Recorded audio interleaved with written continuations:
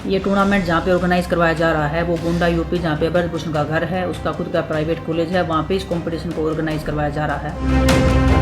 वहाँ पे मेहनत करने वाले हर खिलाड़ी को उसका हक मिलेगा। ये बड़ा नामुमकिन और बहुत इम्पॉसिबल चीज़ है। आज भी ब्रजभूषण बोलता है कि रेसलिंग फेडरेशन पे उसका दबदबा है, उसी के लोग उसने बैठा रखे हैं। वो खुद पूरे देश के सामने बोलता है, लेकिन फिर भी स्पोर्ट्स मिनिस्ट्री या भारत सरकार कुछ भी कदम नहीं उठाती है।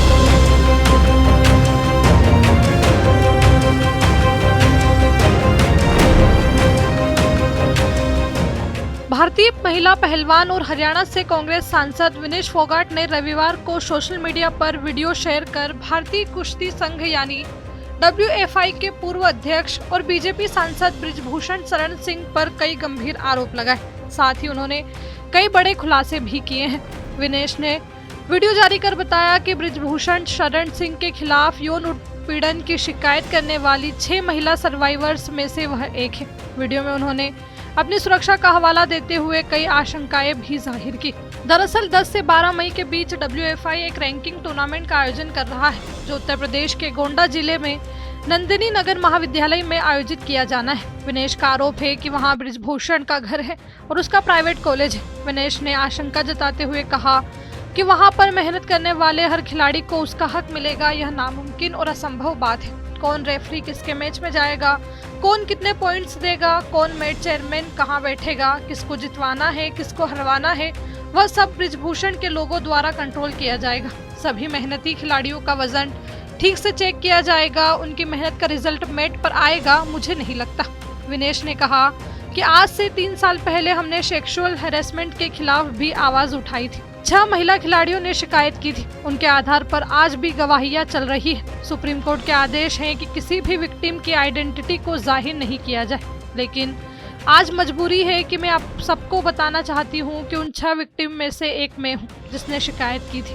उन्होंने आगे कहा कि पहले ही हम एथलीट्स पर बहुत प्रेशर रहता है और वहां जाकर मैं अपना 100% दे पाऊंगी, मुझे नहीं लगता। मैं कहूंगी कि एक लड़की के लिए बहुत मुश्किल होता है ऐसी परिस्थिति में कॉम्पीट करना। वह हर खिलाड़ी मुझसे रिलेट कर सकता है जो इस स्थिति से गुजरता है। विनेश ने कहा कि अगर मैं उस कंपटीशन में जाऊंगी, मेरे साथ मेरी टीम भी होगी, मेरे वेल विशर भी होंगे और किसी के साथ कोई दुर्घटना होती है तो उसकी सीधे सीधे भारत सरकार जिम्मेदार होगी। मैं कोई प्रिविलेज या अपने लिए स्पेशल ट्रीटमेंट नहीं चाहती हूँ। मैं बस इतना चाहती हूँ कि मैट के ऊपर फैसला हर खिलाड़ी की मेहनत के बेस पर हो, न कि किसी गुंडे बदमाश द्वारा। वह जिसको चाहता है जितवाएगा, जिसको चाहता है हरवाएगा। सुनिए विनेश ने क्या कहा। जैसे कि आप सबको पता है कि पिछले 1.5 साल से मैं रेसलिंग मैट से काफ़ी दूर थी, लेकिन अभी कुछ महीनों पहले मैंने फिर से रेसलिंग की तैयारी स्टार्ट कर दी थी। बड़ी मेहनत और ईमानदारी से मैं अपनी मेहनत कर रही हूँ। जैसे मैंने पहले देश के लिए मेडल जीते, परमात्मा के आशीर्वाद से, आप सबके सहयोग से मैं चाहती हूँ दोबारा से मैं उस रेसलिंग मैट पर जाऊँ, फिर से देश के लिए ढेर सारे मेडल जीतूँ और हमारे तिरंगे का मान बनाए रखूँ। मैं आप सबके साथ वीडियो के माध्यम से कुछ बातें साझा करना चाहती हूँ।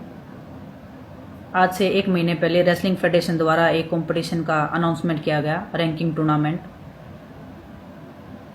ये टूर्नामेंट जहाँ पे ऑर्गेनाइज करवाया जा रहा है वो गोंडा यूपी, जहाँ पे ब्रजभूषण का घर है, उसका खुद का प्राइवेट कॉलेज है, वहाँ पे इस कंपटीशन को ऑर्गेनाइज करवाया जा रहा है।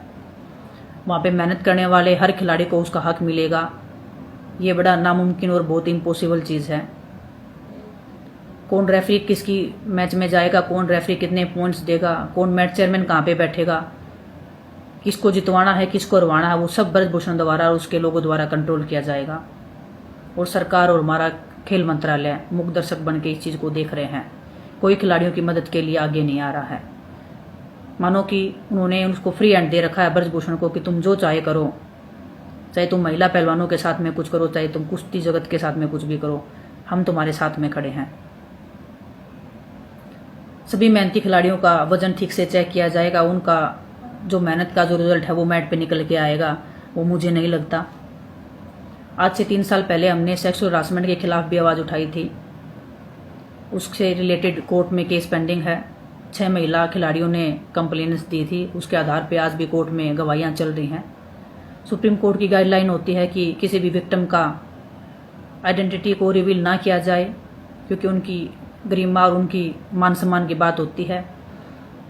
लेकिन आज कुछ मजबूरियाँ ऐसी है कि मैं आप सबको बताना चाहती हूँ। मैं अभी नहीं बोलना चाहती थी कि कोर्ट में केस पेंडिंग है, देश के सामने सब सच्चाई आ जाएगी, लेकिन मैं बताना चाहती हूँ कि मैं उन 6 में से एक विक्टिम मैं खुद हूँ जिसने कंप्लेंट दी थी और हमारी गवाहियाँ भी चल रही हैं। आप सोच सकते हैं खुद, मेरा उसके घर पे जाके, उसके खुद के कॉलेज में जाके, जहाँ पे हर इंसान उससे रिलेटेड होगा, जो हर इंसान उसको रिप्रेजेंट कर रहा होगा, वहाँ पे जाके कंपटीशन लड़ना, इतनी मुश्किल सिचुएशन में हम एथलीट पहले ही हम इतना मेंटली हमारे पर प्रेशर होता है, अपनी टीम की उम्मीदें होती हैं, पूरे देश की उम्मीदें होती हैं कि हम कितना अच्छा करेंगे, उसके बाद भी वहाँ पे मेंटली जाके मैं अपना 100% दे पाऊँगी, मुझे नहीं लगता। बड़ा टफ एक लड़की के लिए काफ़ी मैं बोलूँगी बहुत ही मुश्किल होता है ऐसी सिचुएशन में जाके कॉम्पीट करना, और वो हर खिलाड़ी मेरे से रिलेट कर सकता है जो इस सिचुएशन से गुजरता है। आज भी ब्रजभूषण बोलता है कि रेसलिंग फेडरेशन पे उसका दबदबा है, उसी के लोग उसने बैठा रखे हैं, वो खुद पूरे देश के सामने बोलता है, लेकिन फिर भी स्पोर्ट्स मिनिस्ट्री या भारत सरकार कुछ भी कदम नहीं उठाती है। अगर मैं उस कंपटीशन में जाऊंगी, मेरे साथ मेरी टीम भी होगी, हमारे वेल विशर्स भी होंगे, किसी के साथ में कोई दुर्घटना अगर होती है तो मैं आप सबको बताना चाहती हूँ कि उसकी सीधी सीधी भारत सरकार जिम्मेदार होगी, क्योंकि वो आदमी ब्रजभूषण जो खुद ऑन कैमरा बोलता है कि मैंने एक आदमी का मर्डर किया था, फिर भी उसको कोई सज़ा नहीं मिली, तो आप सोच सकते हैं कि वो किस मानसिकता का है, वो क्या करवा सकता है, किसी के साथ में कुछ भी हो सकता है। मैं कोई प्रिविलेज या मैं कोई अपने लिए स्पेशल ट्रीटमेंट नहीं चाहती हूँ, मैं बस इतना चाहती हूँ कि मैट के ऊपर फैसला हर खिलाड़ी की मेहनत के बेस पे हो, ना कि किसी गुंडे बदमाश द्वारा जो वो जिसको चाहता जितवाएगा, जो जिसको चाहेगा हरवाएगा। मैं जितने भी खेल प्रेमी हैं, जितने भी मीडिया के लोग हैं, जितने सालों से स्पोर्ट्स को कवर कर रहे हैं, जिनके बदौलत हमारे हिंदुस्तान में आज भी खेल जिंदा है, मैं चाहती हूँ कि आप सब वहाँ पे प्रेजेंट हों और जो भी सच्चाई हो पूरे देश के सामने आए।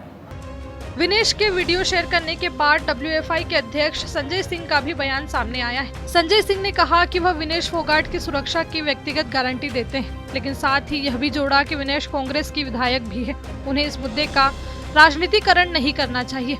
उन्होंने आगे कहा कि दूसरी ओर अगर वह राजनीति करना चाहती है तो यह उनकी पसंद है, मामला अदालत में है, इसलिए मैं उस पर कोई टिप्पणी नहीं करूंगा, सच सामने आने दीजिए। संजय सिंह ने यह भी कहा कि गोंडा में होने वाले नेशनल ओपन रैंकिंग टूर्नामेंट के लिए लगभग 1200 एंट्रीज आई है, जिनमें से करीब 800 एंट्रीज हरियाणा के पहलवानों की है।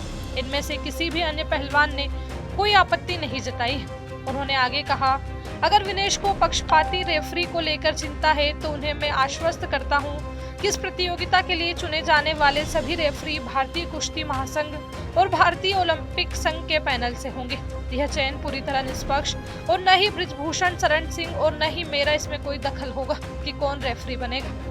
बता दें कि साल 2023 में भारतीय कुश्ती महासंघ के अध्यक्ष रहे ब्रिजभूषण शरण सिंह पर यौन उत्पीड़न के आरोप लगे थे और कुछ भारतीय पहलवानों ने लगातार ब्रिजभूषण के खिलाफ अपना विरोध प्रदर्शन किया था। हालांकि इन आरोपों से वह इनकार करते रहे। पहलवान बजरंग पूनिया और विनेश फोगाट ने अपने सरकारी सम्मान खेल रत्न और अर्जुन पुरस्कार दिल्ली में कर्तव्य पथ पर छोड़ दिए थे। दोनों पहलवानों ने दिल्ली पुलिस से इसे प्रधानमंत्री को सौंपने का अनुरोध किया था। पिछले साल मई में विनेश फोगाट समेत ब्रिजभूषण शरण सिंह के खिलाफ अभियान चलाने वाले पहलवानों को तब झटका लगा था जब दिल्ली की पटियाला हाउस कोर्ट ने ब्रिजभूषण के खिलाफ दर्ज पॉक्सो का केस बंद कर दिया था। बहरहाल विनेश के वीडियो जारी करने के बाद से ही ब्रिजभूषण शरण सिंह की इस पर कोई प्रतिक्रिया नहीं आई है।